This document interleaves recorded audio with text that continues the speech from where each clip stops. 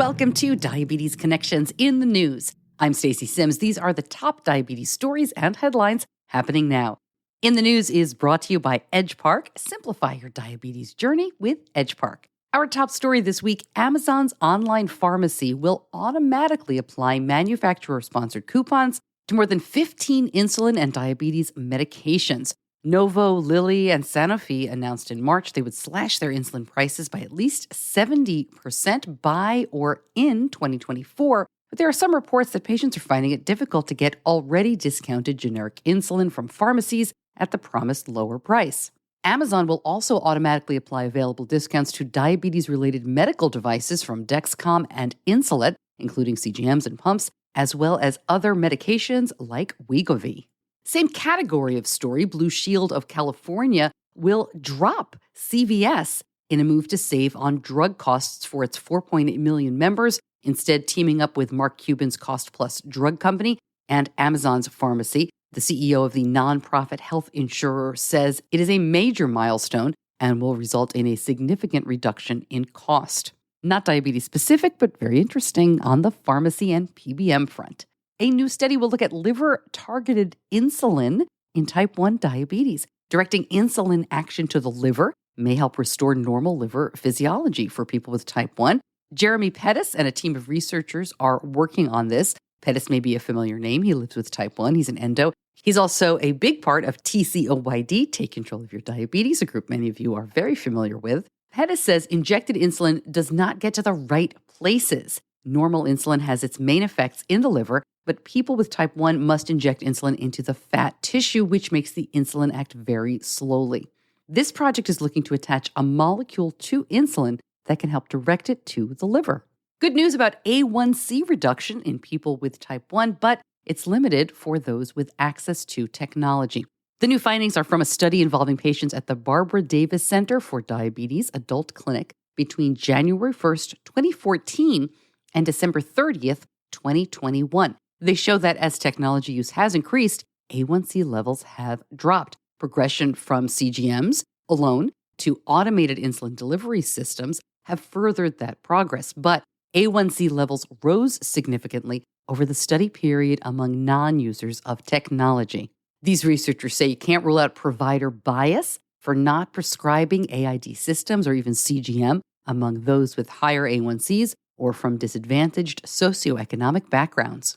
Can a parasite help with type 2 diabetes? Look, this is kind of gross, but it's very interesting. In the first clinical trial of its kind, a team led by scientists from James Cook University in Australia inoculated volunteers with hookworm to see if these parasites can improve their metabolic health. The 2-year study included 24 participants, each of whom showed heightened insulin resistance at the start of the trial. Researchers found those who were infected with hookworms showed a significant reduction in their insulin resistance scores. In recent decades, scientists have noticed that in places where parasitic worms are endemic, people report fewer metabolic and inflammatory diseases. I am sure I don't have to say this, but more study is needed. No one is recommending you try to get a parasitic infection.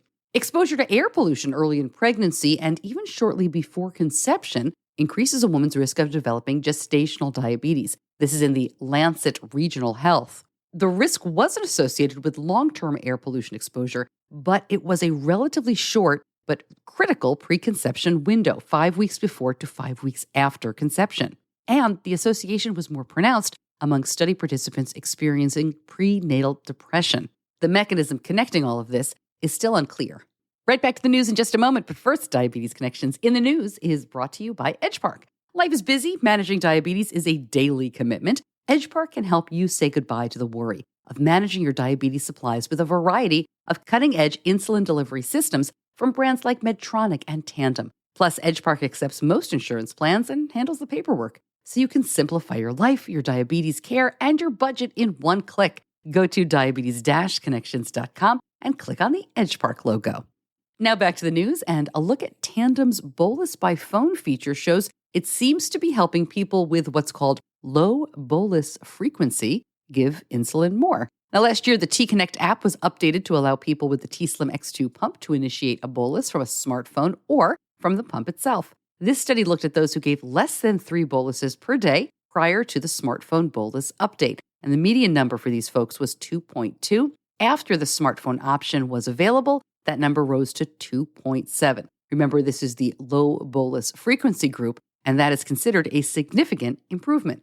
Great story from Diabetes Daily about two brothers with type 1 who are creating a low sugar or almost no sugar beer. This is in Ireland, and I don't know exactly how to explain it quickly. I don't know enough about beer, so I will quote from the article. These folks say that there are unfermentable sugars that remain in the beer, sugars that the yeast isn't able to convert into alcohol. It's just a byproduct of how you make it. But this enzyme, glucoamylase, actually breaks down the unfermentable sugars and makes them fermentable sugars. So the yeast can convert all the sugar into alcohol, and there will be no sugar left in the beer at all. They're trying this in a variety of different beers. I guess normally it's a pale ale or an IPA, but they've done it in German wheat beers and a rye. And they say all of the sugars completely ferment out. And their blood glucose, one brother wears a Dexcom, one wears a Libre, and they say steady lines.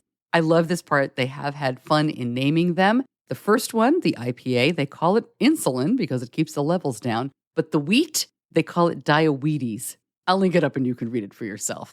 Quick update on Mom's Night Out. The top story here is that the early bird special for Providence will end this Sunday. After this Sunday, the 27th of August, early bird special goes away. So get that now, folks. We are getting closer. Providence is our second event happening this fall. Let me run them down for you. We will be in Frisco, that is outside of Dallas, Texas, October 13th and 14th. We'll be in Providence, Rhode Island, October 27th and 28th. And then February 2nd and 3rd, Charlotte, North Carolina. More cities to come. Please stay tuned. But if you've been putting off your registration, I've heard from a lot of people who are like, it's summer. I'll wait till the kids get back to school. Get in on the early bird special. If you've got a group of people that want to come together, you've got a bunch of moms, you want to travel together, or maybe you live in these cities, hit me up. Let me know. We are working on some cool group discounts. If you've got a party of 5 or more, please reach out to me. I've helped a couple of people with this very fun idea. All right, on the podcast next week, Tandem Diabetes Celebrity Panel. I recorded this at Friends for Life, represented our Hollywood, the NFL, NASCAR, and my favorite, a fabulous nationally known reporter who moderated it all. I'm going to be bringing that panel to you next week. And last week's episode, oh my goodness, was Benny off to college. My son has now been at college for 2 weeks. This was kind of a preview that we did about our plan. Thank you for the wonderful feedback that I got. He's always fun and interesting to talk to. And I really appreciate the kind words you all had. And that's in the news for this week. If you like it, please share it. Thanks for joining me, and I will see you back here soon. Diabetes Connections is a production of Stacey Simms Media. All rights reserved, all wrongs avenged.